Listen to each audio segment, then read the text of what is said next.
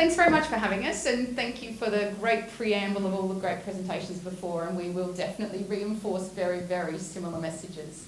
So today we're going to talk about business sustainability action. So we're going to try and bring lots of examples that we've bumped into, we've seen, we like, or our clients have had. So just a little bit about us. So Sustainable X, we are a Hertfordshire-based company. Nick and I formed Sustainable X together as we were bumping into a lot of businesses along the way that had challenges in trying to move along the sustainability agenda. We know it's a really hard topic, it's a really broad topic, and a lot of businesses have this on their list of things to do, but as everyone said earlier, it's really a difficult one to know where to start. So what we're going to talk you through today is, can you hear me by the way? Is that, yeah. We're going to talk you through a sustainability model, a bit of a definition, which is going over the ground that's covered a little bit already, but putting a framework in place that every business can apply, and then talk about the business case for action just very quickly, and then get into some real world examples, so things businesses can actually do and get stuck into. So we kick it off with a definition, and we really love a really simple definition from Harvard Business School, which is actually sustainability is doing well from doing good. And doing well for most businesses is making money, and the doing good has got a social angle and an environmental angle. So it's this broader definition of sustainability. So we think it's really useful to apply a framework and to think of sustainability in the business context for your business from the perspective of a framework. And the best one we've come across, which is really granular, is the United Nations Sustainable Development Goals, written for governance, but absolutely applicable for business, and it's a really good classification to use. But today we've aggregated that into our own model, so we'll talk through 8 different elements of sustainability. So when we work with our businesses, we really like to identify the business case and the reason why, because we don't believe a business will move along the agenda if they don't have a really solid reason for why they're doing it. So a couple of key reasons is, and everybody's mentioned this before, is customers. And we see this all the time. People are being pushed, asked, the questions coming along, and they really need some support and help on sustainability, and it's really driving them through the agenda. And we love that because it's actually building a lot of momentum on the topic. Employees, I think a number of people mentioned it earlier, but we hear all the time about customers that are going to recruitment fairs, and people really, really care. And if you think about millennials, and they're known and statistically proven to really involve themselves in this topic, and they're everybody born after 1980, so they're in their 40s already, so it's a huge portion of the population. Local community cares that you're a sustainable business. They want to buy from sustainable businesses. They want to work with sustainable businesses. So it's also a community part. We've got a lot of social interest groups, and you really as a business don't want to be on the end of something bad, and you don't want to be in the press, and social media can really build up any of these topics and hook on, so you want to be trying to be lily white and doing the right thing at the right time. And then tenders. Increasingly, if you're in the space of looking for government tenders, it is an increasing requirement. NHS, Highways England, everybody wants to know about your sustainability plan. So why SMEs? Now, SMEs make up 99.9% of the UK economy, so they can do a lot of great good all together as a collaborative, but they can also have a lot of impact. They make up 61% of the employees in the UK, so there's a lot of people there and a lot of good messages that you can send in that community. But only 11% have a carbon footprint. We've talked about carbon, and we will touch on it again, but we won't focus on that. And they also, 70% of all the SMEs in Europe, I couldn't find this figure for the UK, but they cause the industrial pollution. So they do have a lot of opportunity to do good, but at the moment there's a lot of downsides as well. And only 10 to 15% of these SME businesses have standard reporting. So a huge opportunity to get ahead of the curve and make this a competitive advantage for your business.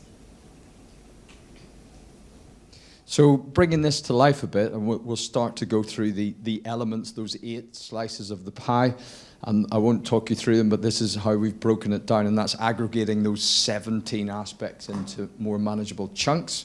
And environmental is the probably biggest one, and everyone instinctively thinks sustainability, it's environmental, and it's a big part of it, and it's probably the most urgent part.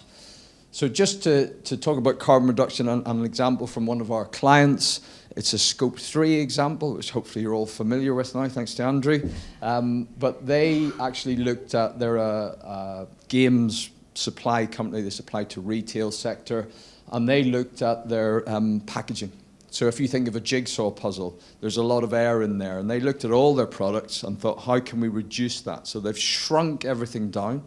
And that means from a logistics perspective, they get more in a container, and they're actually able to change their batch sizes. So instead of coming to them and being repackaged and sent out to the retailers, it goes route one. And that's made a significant improvement in their carbon footprint impact. Another example is habitat, and we've got there green roofs, but for any business, what habitat have you got? Can you enhance it? Can you add to it? Or can you create it in the first place? And you might think, well, I'm not a big business, I can't do that. But there's one example of a micro business who works out of a garden office. They've put a green roof on. So everybody can do something, even if it's a bee hotel on your wall. But putting that infrastructure and space in place for nature to adopt and use those pathways is a really good thing to be doing. So employee well-being. Again, it's come up a number of times, but it's a massive area for your business sustainability. If you've got high staff churn, the chances of you being around to have any impacts are pretty low.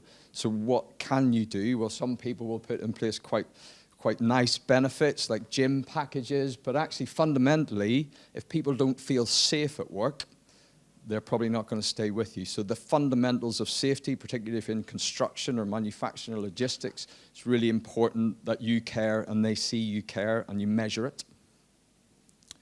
But increasingly mental health, which is strongly linked to physical health, is an issue that businesses have to address.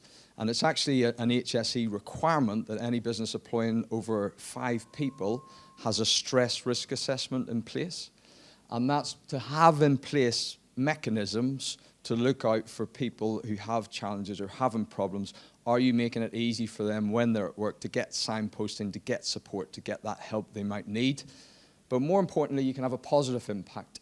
If you have clear objectives and targets for people and they know what's expected of them, and actually you start to recognize and reward them for what they do well, and it's linked to your purpose as a business, going to work's a positive thing. It makes you want to go to work. It's a happy experience. It's a positive impact on your health. So equality and diversity has also come up the radar quite significantly in the last 2 years in this storm of everything hitting us. And we're going to focus on one area here just quickly, which is inclusion for disabled people. And this was an eye-opener for us when we did some training around it a couple of years ago. And actually that 1 in 5, or between 1 in 5 and 1 in 7 working age adults in the UK has a disability, 70% of which are hidden. And an example from one of our clients, they were struggling to recruit supervisors. They had a guy in their warehouse who was a great guy, never put his hand up to be a supervisor. And they said to him, well, why wouldn't you? And he said, well, actually, I'm a little bit hard of hearing, and this job requires lots of phone work. I don't think I can do it. So they were able to put an adapter on the phone. Lo and behold, the guy's a supervisor, very happy, more money, he's happy, they're happy, everyone wins. But they hadn't before asked the question. Another thing we're seeing a lot of in businesses is people actually doing training around unconscious bias. And another example, again, from one of our clients, they had a number of engineering managers, one of whom struggled to recruit at the same rate as other people did. And they looked at his applicants to appointments, and from applicant stage, he never interviewed anyone with a non-Anglo-Saxon name. And when it was pointed out to him, he was mortified. And actually, once that had been pointed out to him, he started interviewing more people and got up to the same level of recruitment as everyone else. So we've all got these biases, and just making people aware helps you address this issue. Ethics and governance, this is back to this point of, can you keep going as a business? If you're going to carry on being around, the business case for being more sustainable tends to relate to attracting and retaining customers, attracting and retaining staff.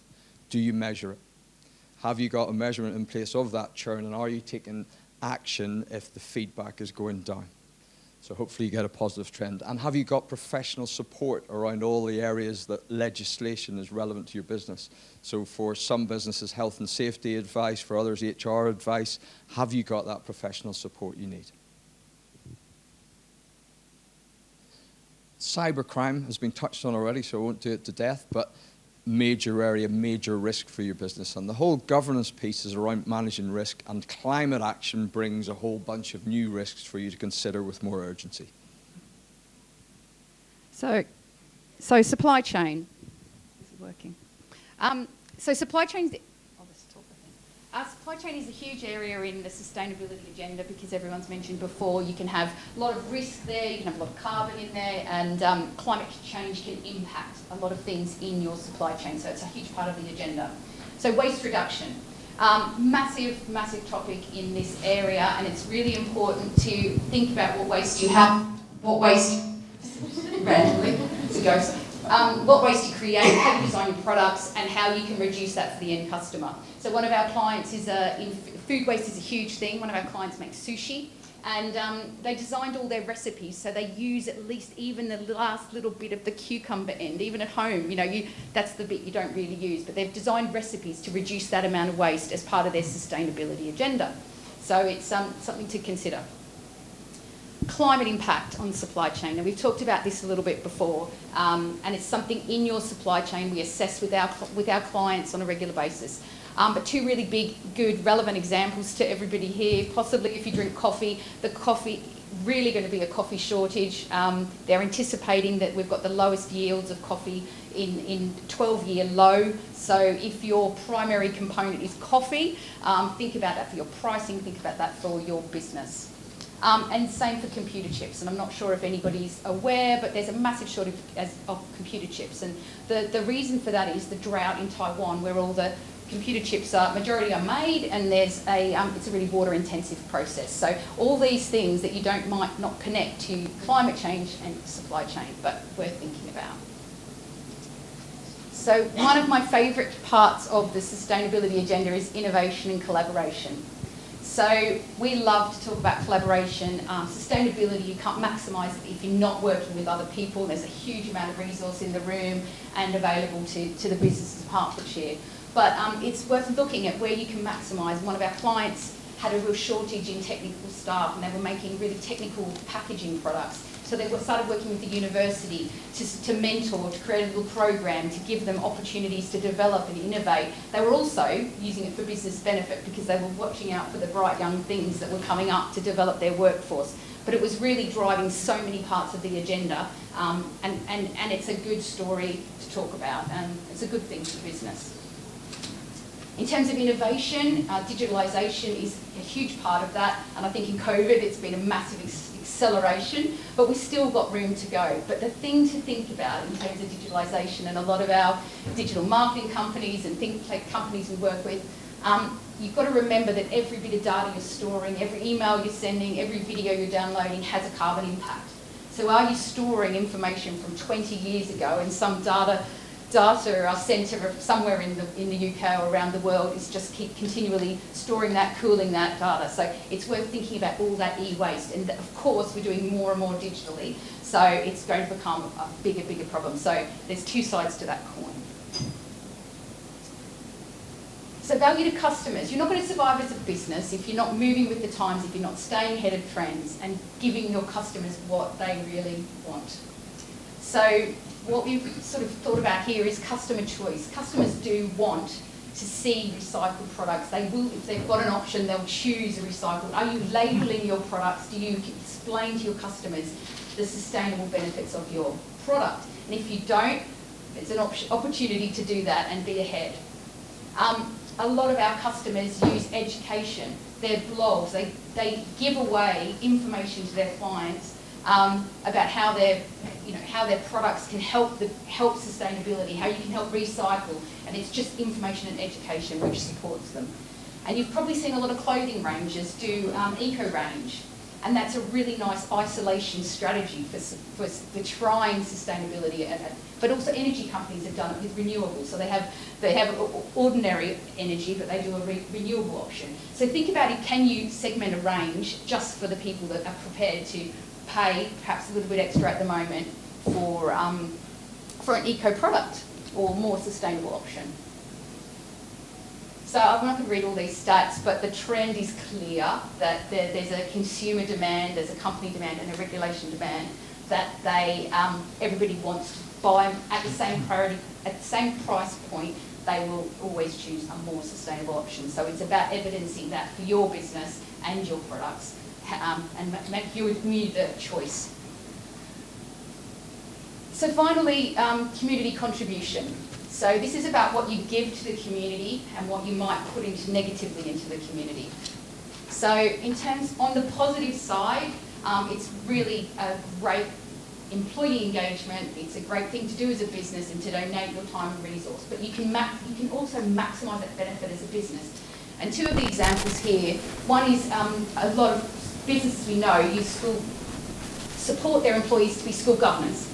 So that gives an employee a leadership opportunity, a governance experience. It gives back to the community, it supports education, and it is a really well-rounded, but there's so many different things, or work for a charity or support. So there's opportunities as employers that you can give back to your employees that ticks a box for you and ticks a box for the community and the employee. This is not a gratuitous fireman shot, but it's a good example of maximising the assets that you have and thinking creatively about how you can give back. So this soft play centre opens up their facilities to local fire brigades so they can train and they turn off all the lights and they can work through the ball pits and through tunnels, and it's training that they wouldn't have had an opportunity to do before. So all they're doing is opening up their facilities and giving them a cup of tea, and they just do it. But they just do it because they do it. It's the right thing to do, and they support. But it's a really good thing for the community. They wouldn't get the option to do this, so it's really, really a nice gift back.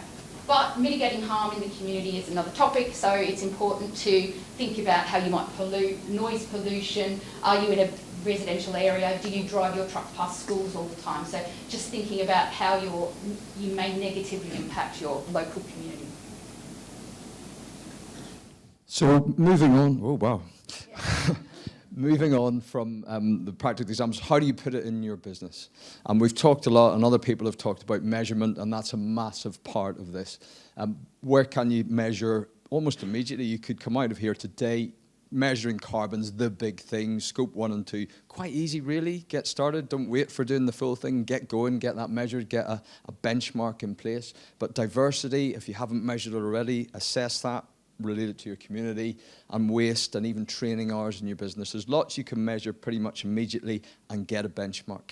And that leads you to then start setting targets. So you can start to think about where you want to be. 2030 is from the UN goals, is the target for most of these things. You can set those things in place. And once you've got that, then you're really thinking longer terms. What are your reduction plans? What are your initiatives? And longer term from sustainability, it's actually quite short. We are talking 1-2 years. You need to get on with this. You need to get acting, which is why these benchmarks are important. Longer term, your business model might have to change quite significantly, so you have to be thinking ahead if you want to sustain as a business. So just in terms of the process we go through with clients, and hopefully it'll help inform you as to what you might do as a business, whether you do it with anyone in the room or you do it on your own, but absolutely think about what's relevant for your sector and your specific business, and then engage your people, work with everybody in the organisation, don't do it in isolation, and think about what your big impact areas are. And once you've got those big impact areas identified, how are you going to measure them? How are you going to get set targets? Once you've got those targets, embed it into your business. This is not a system to sit on top. This is core to your business. You should have objectives in your pack. If you have a board pack or if you've got a business plan, these objectives should sit in there. It's about being a good business. So that's it. Thank you for your time. Just as a small note, we also run 2 programs for the businesses in Watford Borough Council and Three Rivers District. So there's fully funded sustainability support and there's 100% grant funding as well. So if you happen to know or are one of those businesses in those postcodes, get in touch because we'd love to try and get you some grant funding and sustainability support. Thank you very much.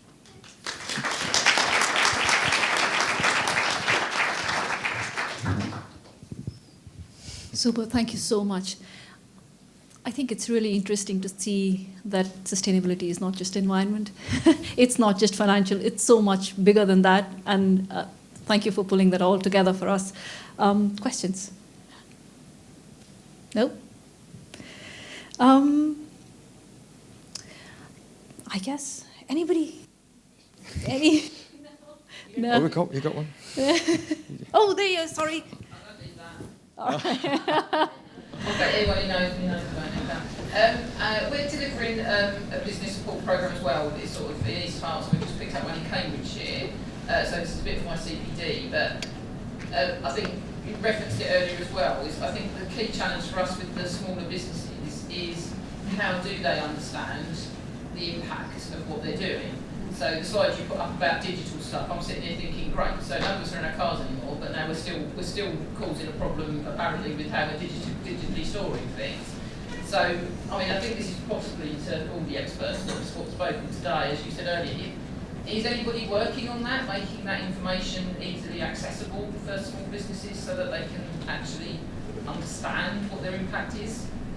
So yes, so a number of local authorities, we mentioned Watford and Three Rivers, but also the Growth Hub as well. There is lots of guidance, there's guides, so there is an awful lot out there, and if people go to the local authority or go to the Growth Hub, they will point them in the right direction. There are sector-specific guides. There's lots. It sounds complex, but actually it is quite easy to get started. We don't expect people to be rocket scientists around this. If you've got a choice and you can take the sustainable option, that's what you do. And it's up to the rest of industry to move and give you those options at a price point that works. You shouldn't have to decide, to the point earlier, is recycled better than getting virgin materials from a carbon perspective? You cannot know. So business has to catch up with you and make it easy. And I think also we come across businesses that might have all their employees working from home, very little supply chain, and they want to do something, they know they need to, they know it's the right thing to do, but they don't really know. And I think we just try and break it down into our 8 levels, and they think about where their impacts might be, because it might be their professional services firms are a great one. Their big impact is in recruitment and employing and making sure their workforce is diverse and just supporting that education and bringing in, doing work experience, or STEM, engineering companies, can they support something to get more women into that field? So it's all about where you can impact, because you get paralysis if you think about everything at the same time. So we try and steer everyone just to pick 1 or 2 or 3 things where they can make an impact and start there. Don't know if that answers. And for some business, the environmental management system is the way to go. So it is horses for courses, but again, the guidance is there. It's just people ask the questions. Super, thank you. Helen? Hi, you mentioned on one of the slides we can certify you in sustainability. Could you talk a bit more about what that looks like, please? Yes, so there are a number of schemes there, and there's a danger that there's all these different badges and certifications going forward. We see that as a positive thing, actually, because referencing one of the earlier speakers, the more people are talking about it and evidencing they're doing and showing, there's a bit of peer pressure coming. So with the Watford scheme and with the Three Rivers scheme, there's a badge system, there's an awareness, there's a commitment, and there's leadership badges that go with it. Awareness being you've gone through the impact assessment, committed, you are measuring things, and you've submitted those measures on some core aspects of sustainability. And the leadership piece is actually you've publicly declared some targets against those measures.